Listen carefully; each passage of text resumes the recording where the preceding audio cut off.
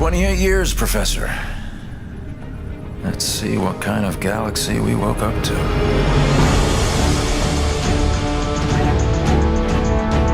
We had a very specific story we wanted to tell, and in particular, new characters that we wanted to introduce. And I think RTS players have higher expectations from story, and we wanted to make sure we did that in the strongest way possible. At the end of the original game, the Spirit of Fire and its crew were adrift in space. The crew's in cryosleep, and fast forward 28 years later to Halo Wars 2, they awake to find themselves above a Forerunner installation. Halo fans, especially those who've played Halo 3, will recognize it as the Ark.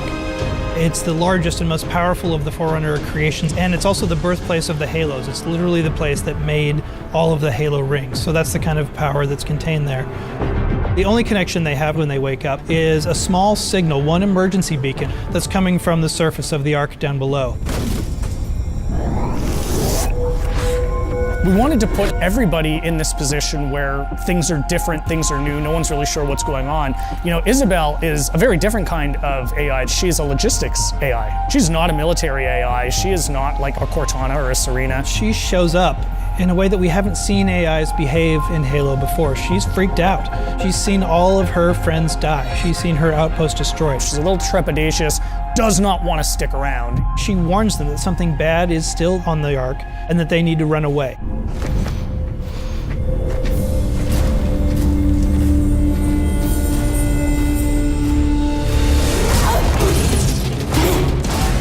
The Spartans from Halo Wars, last time you saw them was in the original Halo Wars, just tearing down a pack of elites.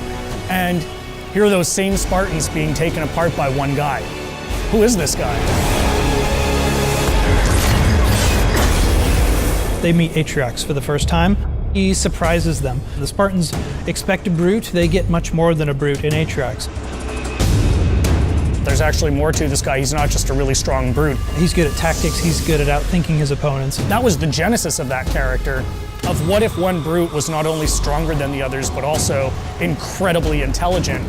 Atriox is something the universe hasn't seen before. The fact that he can surprise and then beat 3 Spartans in hand-to-hand combat sets the stage for who's in charge of the Banished and the kind of threat they pose. From a visual standpoint, we wanted to carry over enough of the original Covenant technologies, but at the same time being in your face, more about hard hitting and close combat. You know what a Wraith does if you've played Halo, but you've never seen a Wraith look like this before. Lots of layered armor, lots of ramming spikes, things that spoke to a brute's sensibilities and aesthetic choices. This is who they're going to have to fight. This is who Captain Cutter has to beat. Our astronavigation system can't pinpoint a location. We're not on the map anymore. But as the captain of this ship, he is 28 years out from his last set of orders. Like, what do you do when you are supposed to report into this hierarchy, but you literally haven't seen them for almost 3 decades? We didn't drift out of the galaxy in 28 years, Professor. The crew wakes up, they have no idea what's going on, and he comes across this massive Banished force. He's always chosen his crew over his own advancement. They've been through hell and back, and they wake up in this universe they don't understand, and he's going to do whatever he needs to do to protect his crew. And that sets off a really fascinating face-off.